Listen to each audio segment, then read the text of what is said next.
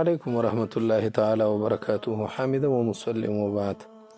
یو محترم ورور پوښتنه کړې ده چې یو کس ته هغه د استمنابلیت په مرض باندې اخته دی. استمنابلیت انګریزي کې ماسټربیټینګ وایي که څوک پیژني. نو دا یو ډېر بد عمل دی.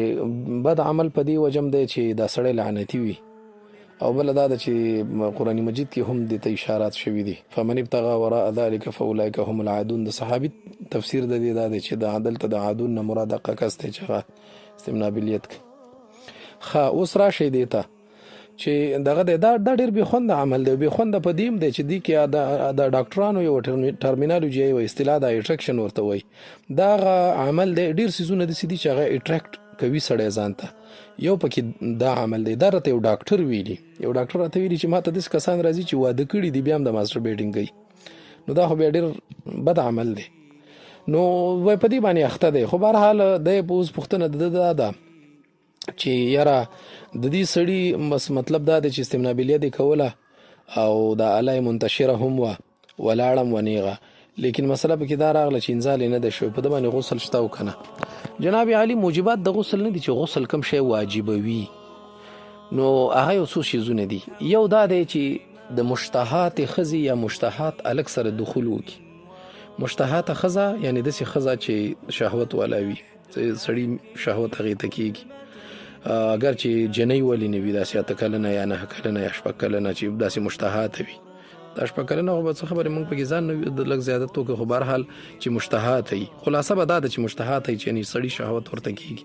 که ډېره وړه وه 3 کلنه 4 کلنه یا 5 کلنه یا 6 کلنه وه، خو داسې نه ښکارېده، داسې وړه غوندې غوند وه، هغې سره چې تر څو پورې انزال نه وي شوی د هغې په دخول باندې بیا مطلب دا دی چې غسل نه واجبېږي. خو خلاصه دا ده چې ښځه وي مشتهات وي یا هلک وي مشتهات وي، صحیح دی، هلک وي او داسې ښه برابري الله هم دې وساتي. نو هغه د دې سره په دخول باندې چې صرف دخول پکې وکړي او حشفه ورننوځي، بس غسل واجبېږي او په دواړو واجبېږي، فاعل او مفعول دواړو. او یا دا دی چې ملا صاحب احتلام وشي. احتلام کې مطلب دا دی چې انزال وشي. انزال مطلب دا دی چې اوبه بهر راوځي. نو بیا مطلب دا دی چې اوبه راوتو سره انزال کېدو سره مطلب دا دی چې غسل واجبېږي. ما سوا د دې نه په نورو شیانو باندې که هسې انتشار وسي، یا سړی د خپلې ښځې کور والا سره په کټ کې پروت دی، هسې ورسره واوړېد راواوړېد، د انتشار د آلې وشو څه ونه شو، نو په دې سره بیا غسل نه واجبېږي. دا مسله جامع الفتاوا لیکلې 5م جلد دی 141 نمبر صفحه د موجبات غسل. احسن الفتاوا لیکلې 2م جلد دی 34 نمبر صفحه د باب الغسل. امداد الفتاوا لیکلې دا 1 جلد دی 34 نمبر صفحه د کتاب الطهارت.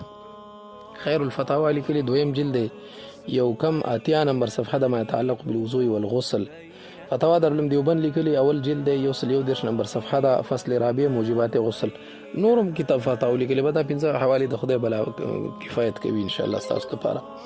نو خلاصه د خبرې دا ده چې د غسل دپاره یا خو انزال د منۍ شرط دی چې مني د سړي نه اوځي، او که انزال د مني ونه شي نو بیا مطلب دا دی چې په مشتهات کې دخول پکې ورته شرط دی.